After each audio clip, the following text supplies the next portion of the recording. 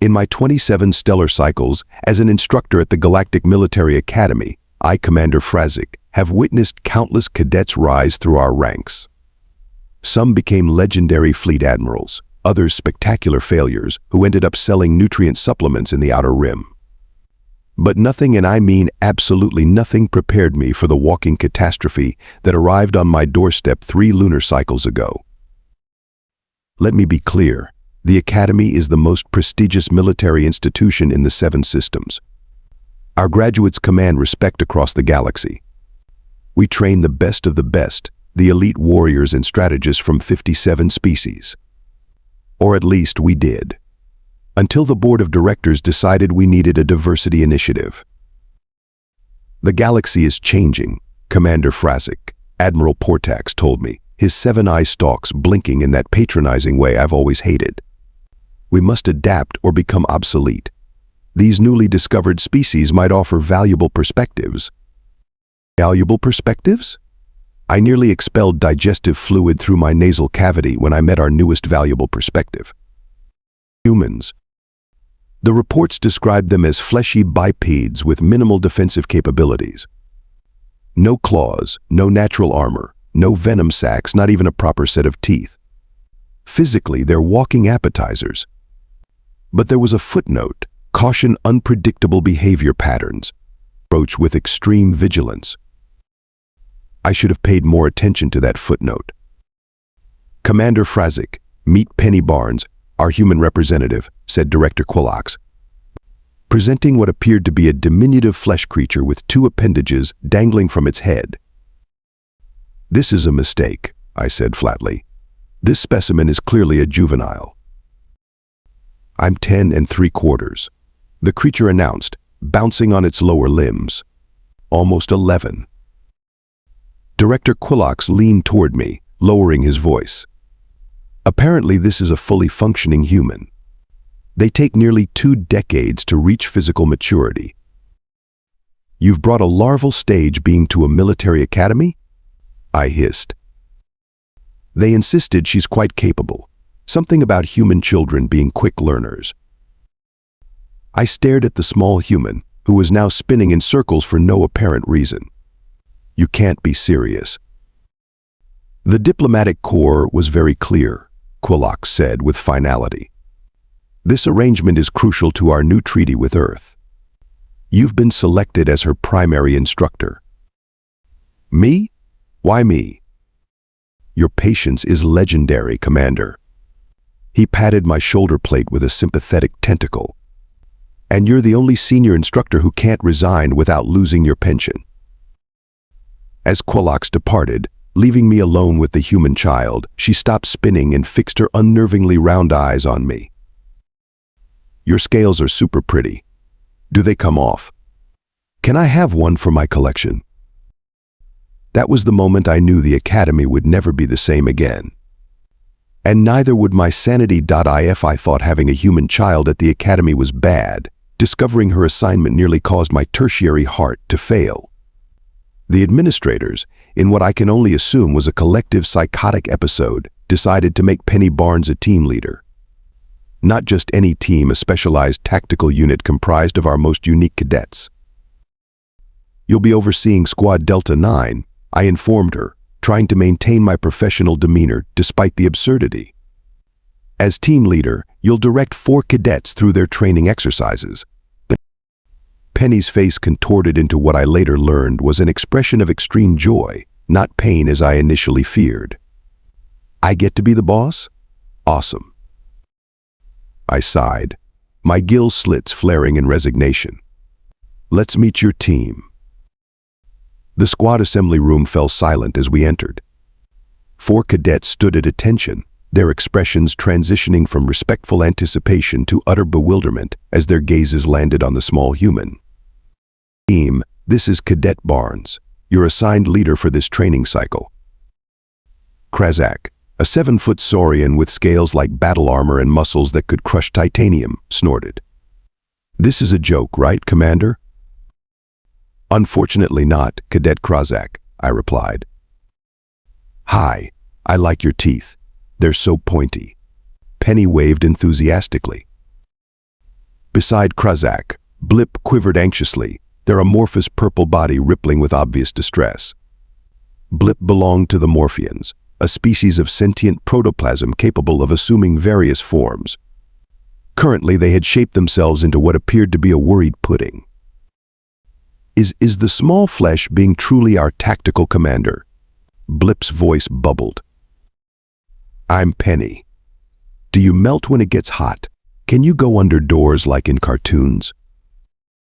Before Blip could respond, Zathor stepped forward, all four of his arms crossed in various configurations of displeasure.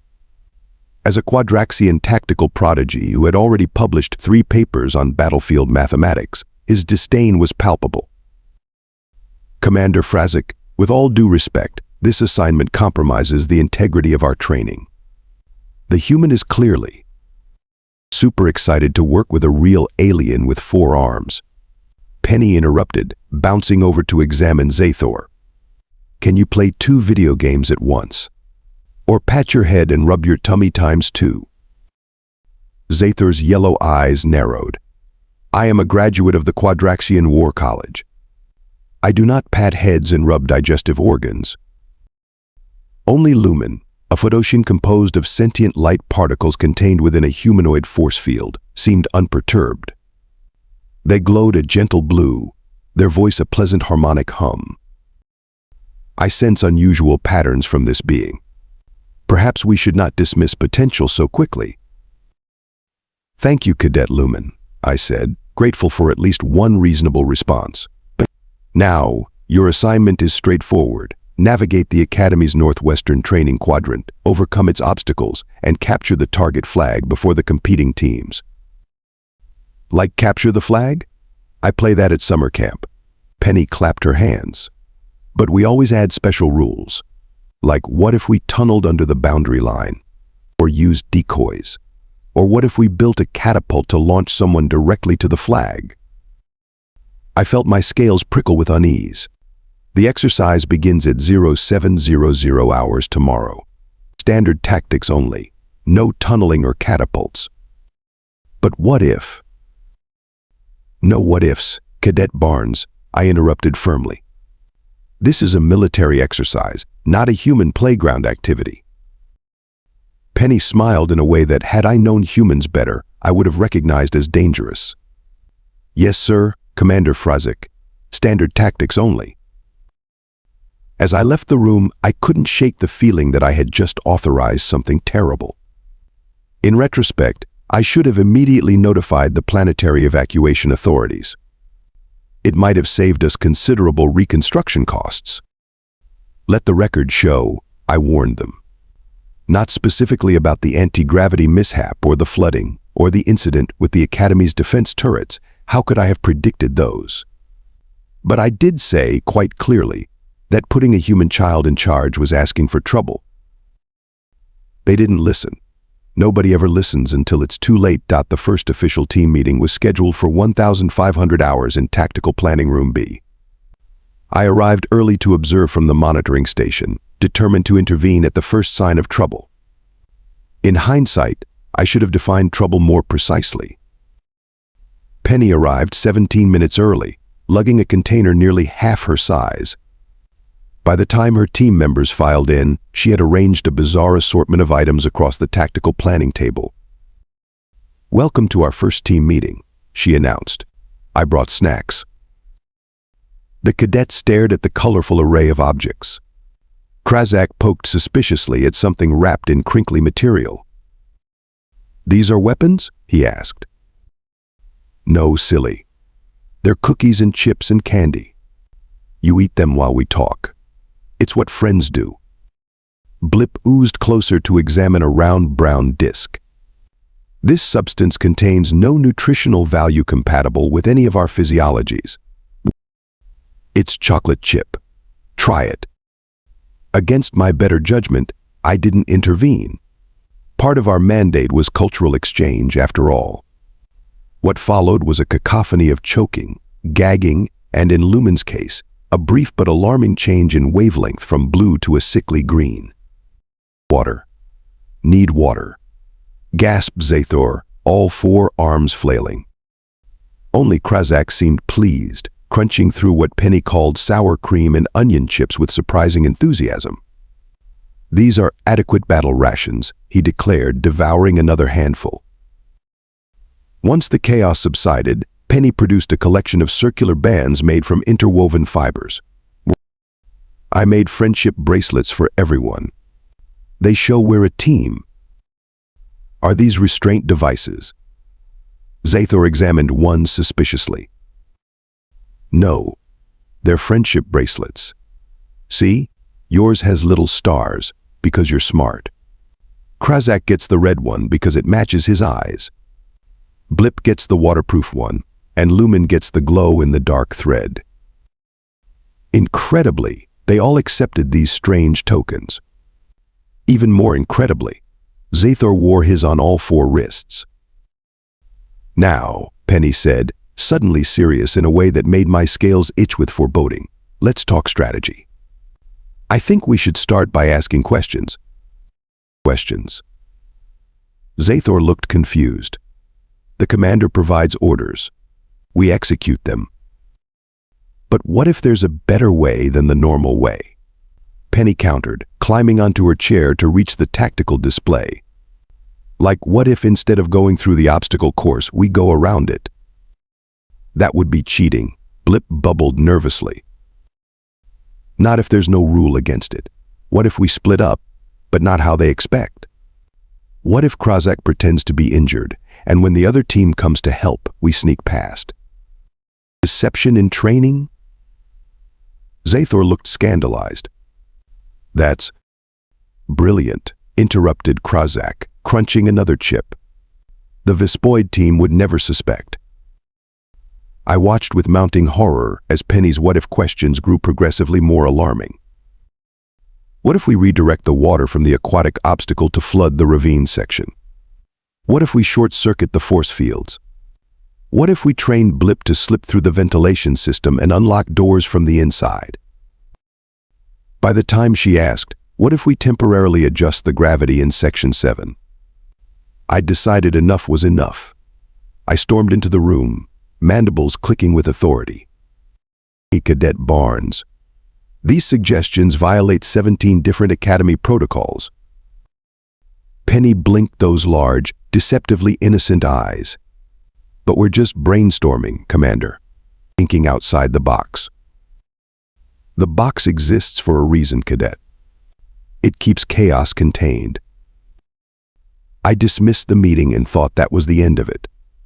I even congratulated myself on averting disaster. Until the next morning, when the alarms blared throughout the eastern dormitory wing. The anti-gravity system had mysteriously activated at 0300 hours, leaving 64 cadets and 3 instructors floating helplessly against the ceiling. Among them was Zathor, who had apparently been testing a theory. When questioned, Penny's response was both immediate and rehearsed. "It wasn't my fault. I was asleep. Besides, I only asked what would happen. I didn't tell anybody to actually do it." Technically true. But as I helped extract a particularly heavy Brontosian cadet from a light fixture, I couldn't shake the feeling that we'd only witnessed the opening act of a much longer disaster. The morning of the exercise arrived with ominous punctuality. The anti-gravity incident had been classified as a technical malfunction, though the maintenance chief insisted the system had been deliberately recalibrated. I had my suspicions, but no proof. Besides, how much worse could things get? I really need to stop asking that question. The training teams assembled at the northwestern quadrant entrance at 0645 hours. 5 teams, each representing the best tactical minds the Academy had to offer. Well, 4 teams of tactical brilliance, plus whatever Penny Barnes was. Speaking of whom, she arrived pulling a small transport cart piled high with junk. There's no other word for it. Just random, useless junk. "What," I demanded, "is all this?" "Supplies," Penny announced cheerfully. "For the mission." I began my inspection, pulling items from the cart with increasing bewilderment. Adhesive gum? String? Glass spheres? Reflective foil? powder containing is this artificial flavor dust?" "It's sour blast candy powder," Penny explained helpfully. "Really tangy." "And what tactical purpose does it serve?" She shrugged. "Dunno yet, but my dad says always be prepared." Nearby, Instructor Grelnak, overseeing the Draconian team, chuckled loudly. "Interesting strategy, Frazzik. Planning to throw a party if combat fails?" The other instructors joined in the mockery. Even Zathor looked embarrassed, 2 arms crossed while the other 2 covered his face. Frazzik merely sharpened his claws against his scales, looking bored. Blip had somehow made themselves smaller, barely visible behind Lumen's glowing form. "You have 10 seconds to explain the military application of each item, or they stay behind," I told Penny firmly. She pointed rapidly. "Gum sticks to things, string ties things, marbles make slippery floors, foil reflects light signals, candy powder makes good smoke screen when thrown. Also tasty." I wished I could say her answers made no sense. The disturbing part was that they did. "Fine," I relented. "But if any of these items cause problems—" "They won't," Penny beamed. "Unless they do. But that would be an accident." The competing teams were everything the Academy prided itself on. The Draconians stood in perfect formation, their scales gleaming with military polish. The Vispoid hive mind cadets buzzed with synchronized purpose. Team Centauri, composed of the telekinetic Mentari species, hovered slightly above the ground in meditation. And the Quantum Collective, a group of multidimensional beings who existed partially in our reality, flickered with calculating precision. Against these elite cadets stood Penny's squad, a reluctant tactical genius, a nervous blob, a primitive reptilian, a being made of light, and a human child with a wagon of toys. The starting horn blared. The team surged forward except Squad Delta 9, which immediately fell behind as Penny stopped to tie her shoe. "And they're off," announced Grelnak with theatrical flair. "Well, most of them." I watched as the Draconians took an early lead, followed closely by the Vispoids. Penny's team lagged behind, apparently engaged in some kind of huddle around their cart. "Disappointing," said Instructor Plex, the Quantum Collective's mentor, "but expected." "The exercise has only begun," I replied, trying to maintain my dignity. Though I admit, early indicators suggest. A deafening alarm cut me off, then another, and another. The first came from the northeastern sector, nowhere near where any team should be yet. The second from the command tower. The third from the cafeteria. "What's happening?" demanded Grelnak, his smug expression replaced with confusion. The monitor screens flickered to life, showing multiple security feeds. The water obstacle course was overflowing its boundaries. Defense turrets in the western sector were firing training rounds at invisible targets.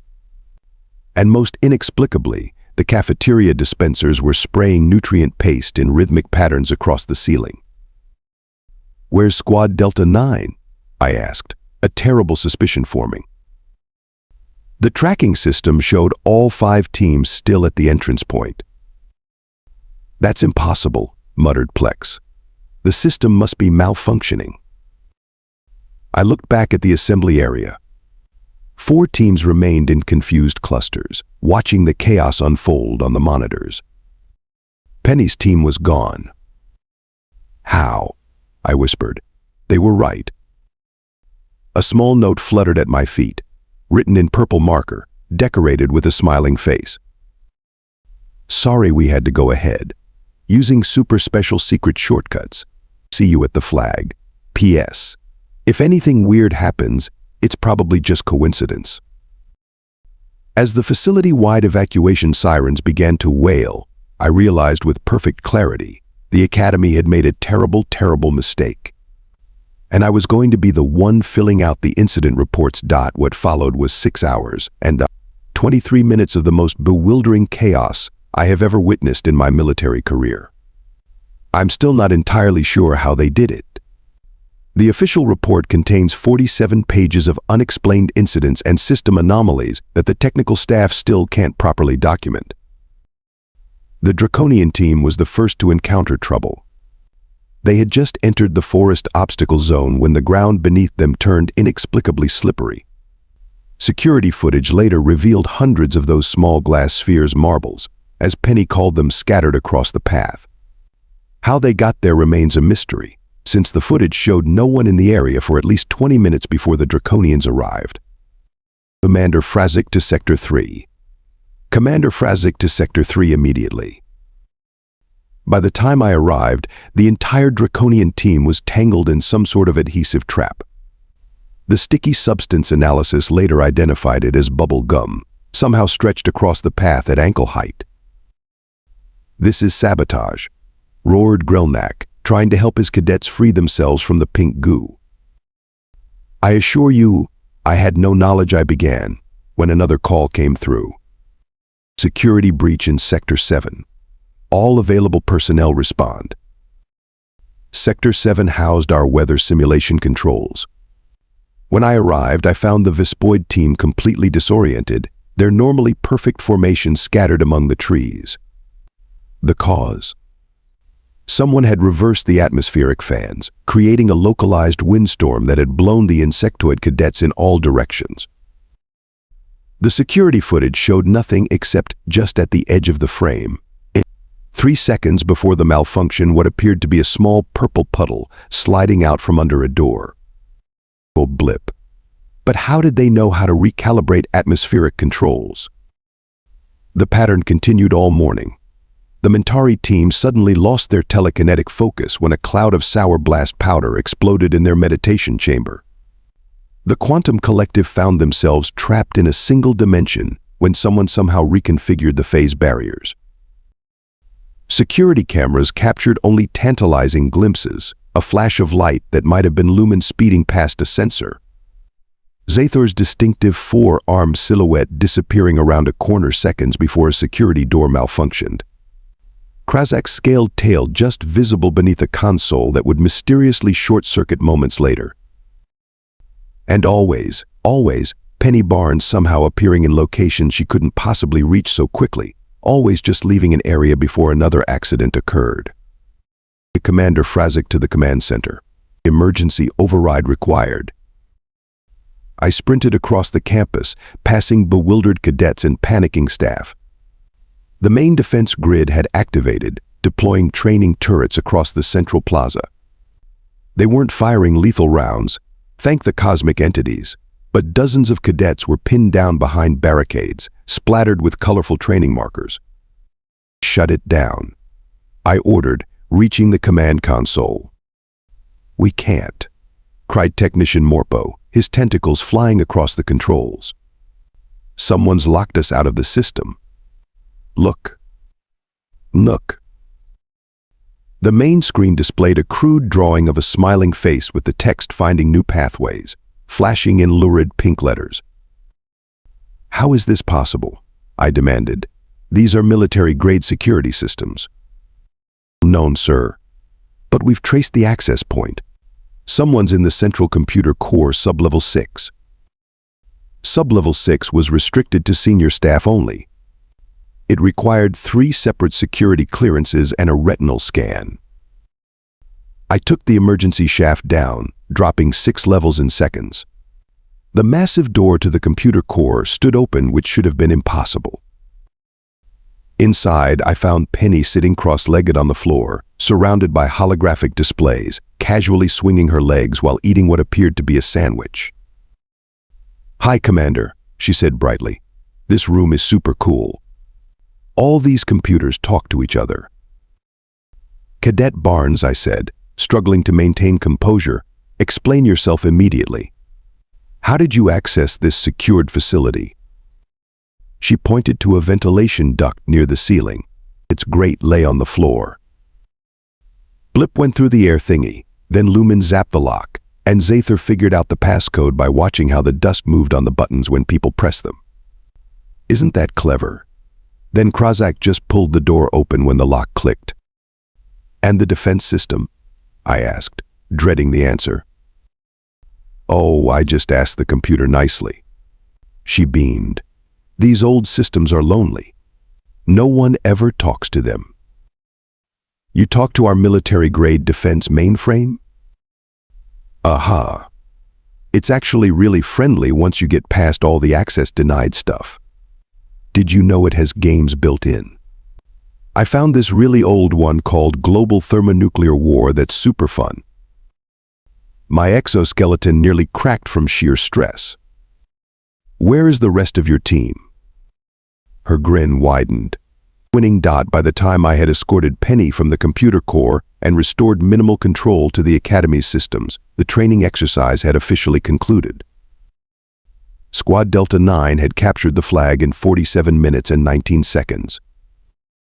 The previous record was 3 hours and 52 minutes. No one could explain how they'd done it. The team's tracking data showed them in 17 different locations simultaneously. Sensor logs indicated they had somehow completed the final obstacle course while also being in the cafeteria. According to our systems, Penny Barnes had personally been in the command tower, the aquatic training center, and suspended from a maintenance drone over the flag platform all at the same time. The physical state of the Academy defied comprehension.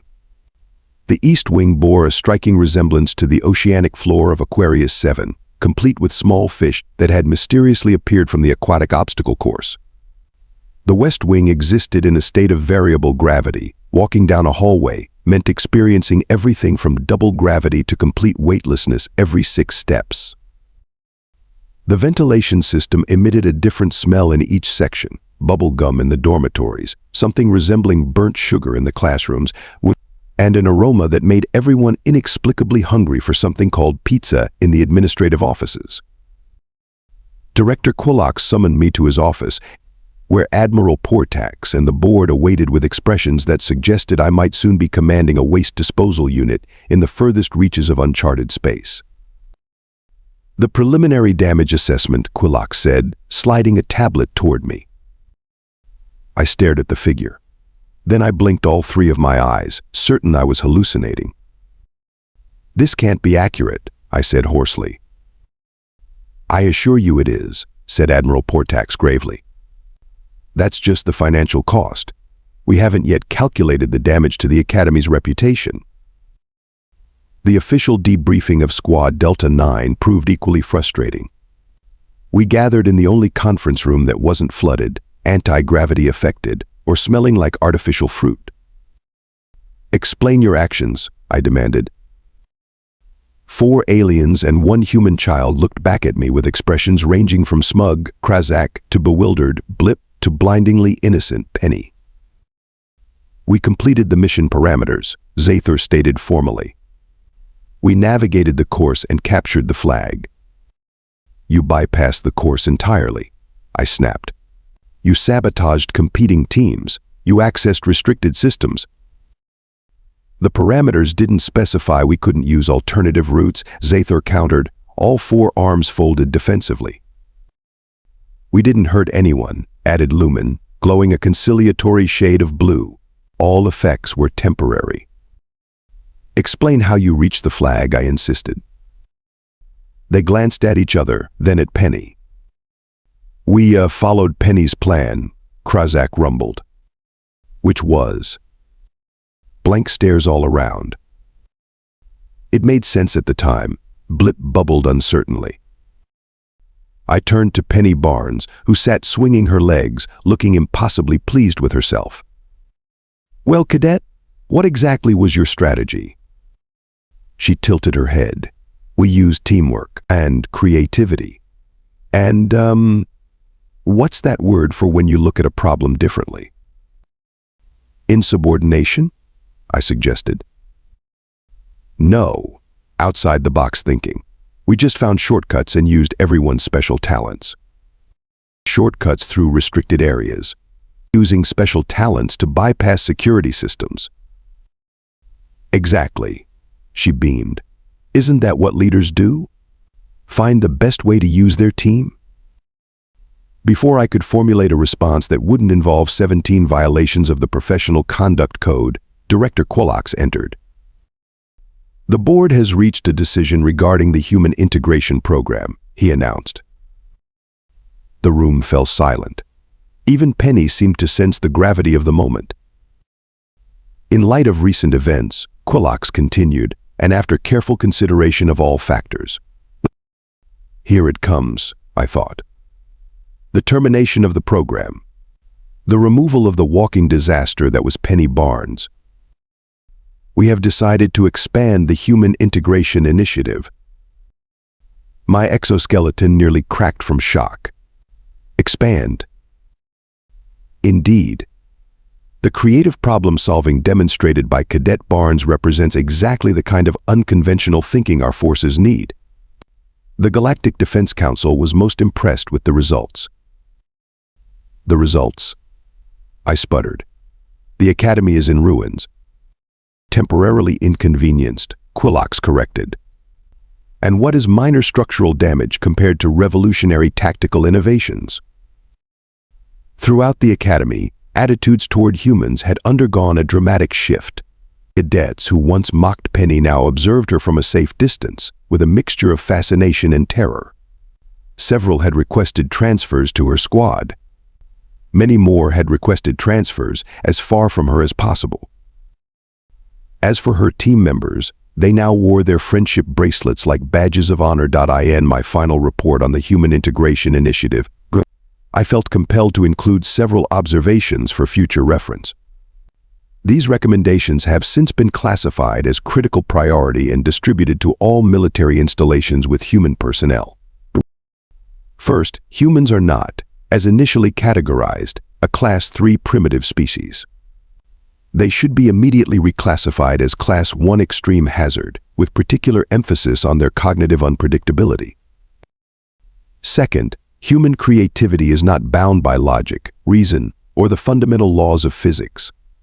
They will suggest impossible solutions, and then somehow execute them anyway. Third, and most important, human children are significantly more dangerous than human adults.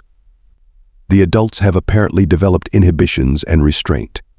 The children have not. I explained these findings to my colleagues over fermented fungal beverages at the Academy's partially reconstructed officers' lounge. Surely you exaggerate, said Instructor Plex, who had wisely been on leave during the incident. One small human couldn't possibly be that disruptive. The maintenance teams are still finding marbles in the ventilation system, I replied. And yesterday, the cafeteria dispensers started playing something called La Cucaraca when activated. But the mission was completed successfully, noted Grelnak, who had become surprisingly supportive since his draconian team requested training with Penny's squad. Unorthodox methods aside, results are results. You don't understand, I hissed, leaning forward. I received a communication from Earth's Education Ministry yesterday. They sent Penny's academic record. And she's described as unusually well-behaved and focused for her age group. A heavy silence fell over the table. Well-behaved, Grelnak whispered. That was well-behaved? Apparently, I continued, my voice barely audible. She's considered remarkably calm compared to her peers. Plex's tentacles curled in distress. There are more energetic ones. Many more. And here's the worst part. The board approved 7 new human cadets for next semester, ages 8 through 12. Grelnak's scales blanched to a pale green. 7? All children? All children, I confirmed grimly. The diplomatic corps insists it will strengthen interspecies relations. What will you do? Asked Plex. I drained my beverage in one gulp. I've requested an immediate transfer to the Carvaxian front. Active combat against the most savage warriors in the galaxy now seems like the safer option. My transfer was denied, of course. Director Quilox insisted my unique experience with human psychology made me invaluable to the program's continuation. In reality, no one else was willing to take responsibility for what was coming. This morning I found Penny waiting outside my office, bouncing on her toes with barely contained excitement. Commander Frazzik. I've been thinking. The 3 most terrifying words in the galaxy. I wrote down some ideas to make the Academy better. She thrust a colorful paper into my hands, covered with childish handwriting and drawings of smiley faces. I skimmed it with growing horror.